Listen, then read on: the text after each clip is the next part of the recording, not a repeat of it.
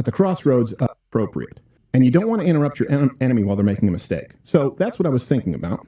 Enemy. You don't want to interrupt your enemy. Your fellow Americans are your enemy. Right. Real patriot. And then I started thinking about, okay, strategy, what does this mean? Obviously, this is going to have some backlash with the midterms. How should we couch our words? I always try and be pretty prudent. This is going to have some backlash for the midterms. What does that mean? You mean he's actually GOP media, as I've always claimed?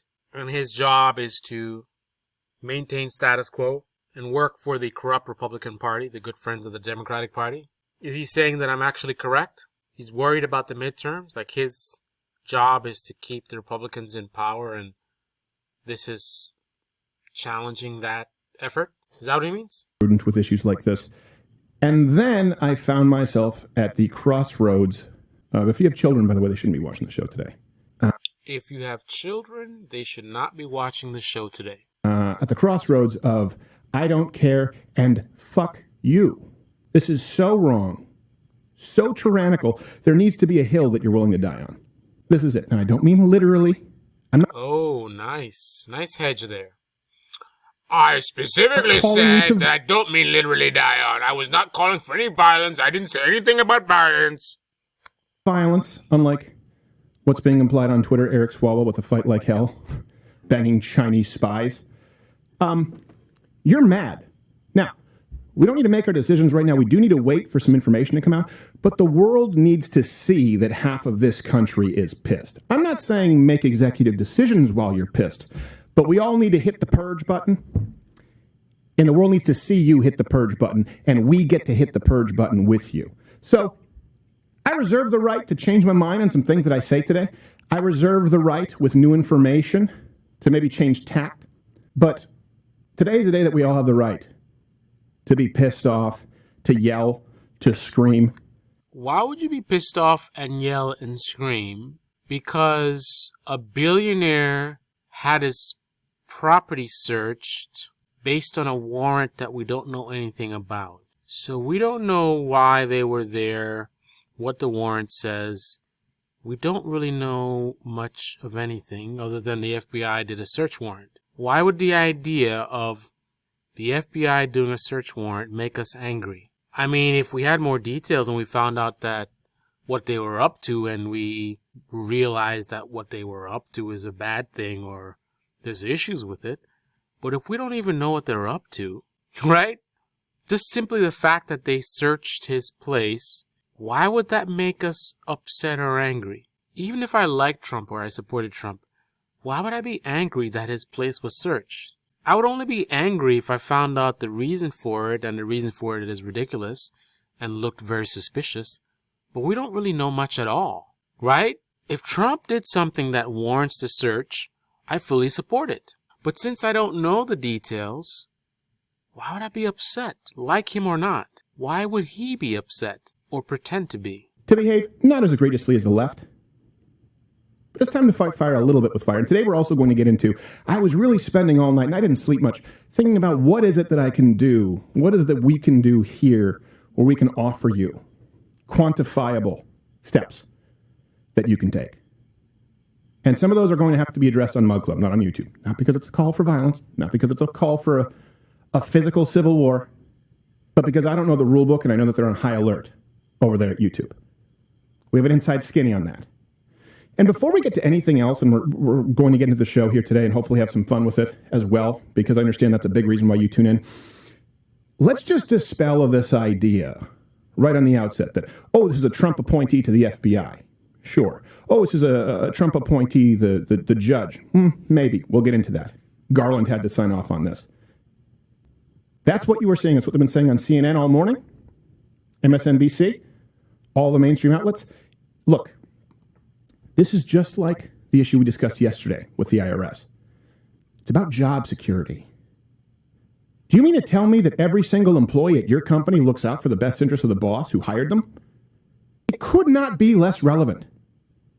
It doesn't matter if they were appointed by President Trump. They can also betray people in government, entrenched, who value their job security and their benefits over your right to freedom.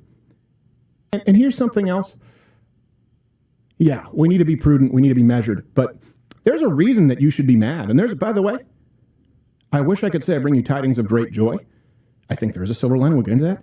There's a reason that you feel scared, and you should be. There's nowhere else to go. Let's be clear. There's nowhere else for this administration, for these intelligence agencies to go, other than to conveniently use the radical expansion of the IRS to do this to you.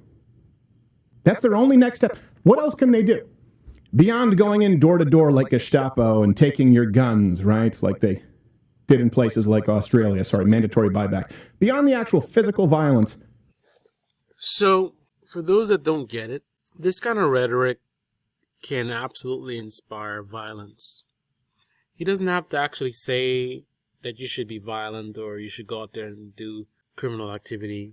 But there's something called stochastic terrorism, and this is absolutely an example of how that works. He's doing a video with a gun on his desk. I know it's probably like a fake gun or something, but still, he's got a gun on his desk. The title of the video is "This Means War." He's acting very unhinged. His hand is shaking. Oh, you should be angry, right? Based on an execution of a search warrant. That's it. That's the only thing that's happened that we know of. Execution of a search warrant. He doesn't have any information that indicates anything to be angry or upset about. People can make their own assumptions, but that's assumptions. We don't know any facts that anything occurred that even remotely you should be upset about. But the way that he's talking, there are millions of Americans that will take this as a call to arms. You don't have to actually say, hey, go get your guns. But this kind of video, the way he's talking, the way he's like freaking the audience out, oh my goodness, you should be afraid, you should be afraid, you should be very afraid. It almost sounds like how, people who have Steven Crowder's supposed ideology, they talked about fear-mongering about the Rona. What do you think he's doing right now? Again, all we know is that there was a search warrant executed, and he's sitting there talking about, you should be afraid, you should be afraid, you should be afraid. Hand is shaking, this means war. Why is it that conservatives recognize supposed fear-mongering about the Rona, but they don't see this as fear-mongering? Right. Well, look at what happened shortly after he made this video. Violent confrontation involving the FBI and an armed suspect. Stephanie Gosk is in Cincinnati with late details there. Steph, what are you learning about the suspect involved?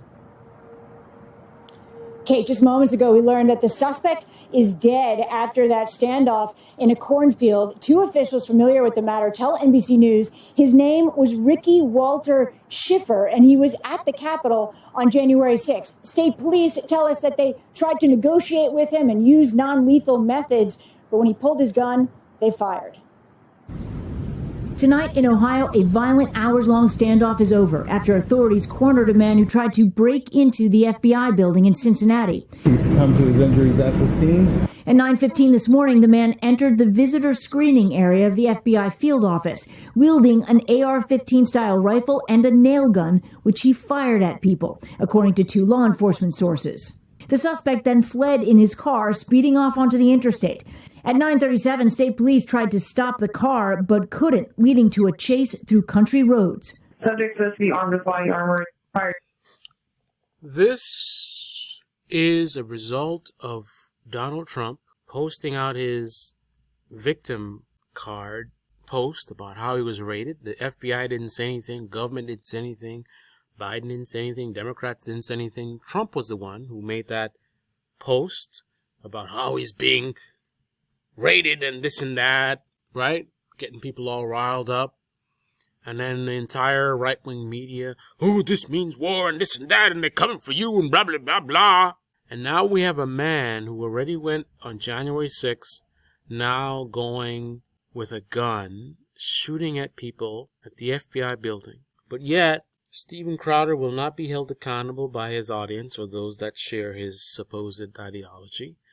Because I don't know what his ideology is. He presents himself as a conservative, but just like all these other political guys, we don't really know what their politics are, because there's a thing called pandering.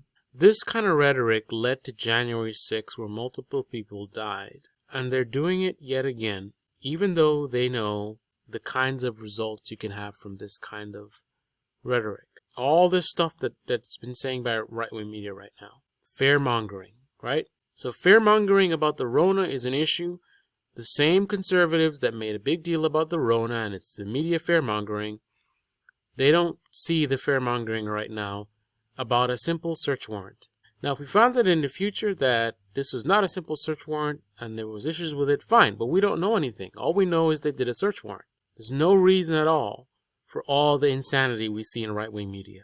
But we do know, factually, that the audience watching, there's a certain percentage of the audience watching, that will be inspired to violence. We've seen it before, and here we have it yet again. But there is not going to be a major pushback in the conservative circles about this rhetoric and the outcome.